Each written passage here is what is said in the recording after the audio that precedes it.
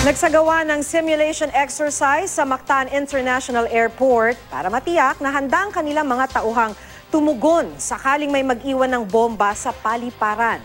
Yan at iba pang balita sa Visayas at Mindanao. Hatid ni Luan May Rondina. Ang pasabog na yan, bahagi ng simulation exercise ng mga empleyado ng Mactan Cebu International Airport. Ang senaryo, isang bag ang naiwan sa labi ng paliparan. Inanunsyo sa airport ang tungkol sa bag. Gamit ang public address system. Walang kumuha nito, kaya tinawagan at rumisponde na ang Aviation Explosive Management Unit. 2 explosive detector dogs ang lumapit sa mga bagahe at kunwari nagpositibong may laman itong pampasabog. Kinuha ito ng mga miyembro ng Explosive Ordnance Division ng pulisya, pinag-aralan at dinetonate. Fire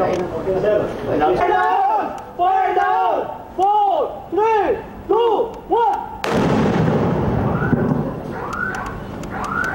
Isinagawa ang simulation exercise gamit ang bomb detector equipment mula sa Anti-Terrorism Assistance Program ng Amerika. Tinatayang nagkakahalaga ito ng 4.5 million pesos.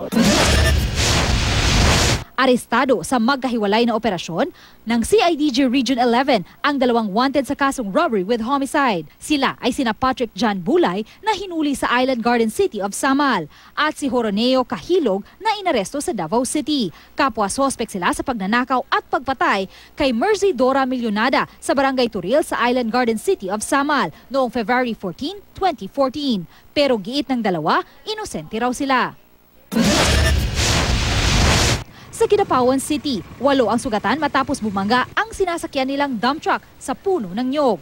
Sa investigasyon ng pulisya, lumalabas na nawala ng preno ang dump truck. Dahil dito, sinadya na lang daw ng driver na ibangga ang truck sa puno para mapahinto ito. Matapos ang insidente, dinala sa hospital ang mga sugatan. Yan ang mga balita sa Visayas at Mindanao. Luan May Rondina reporting.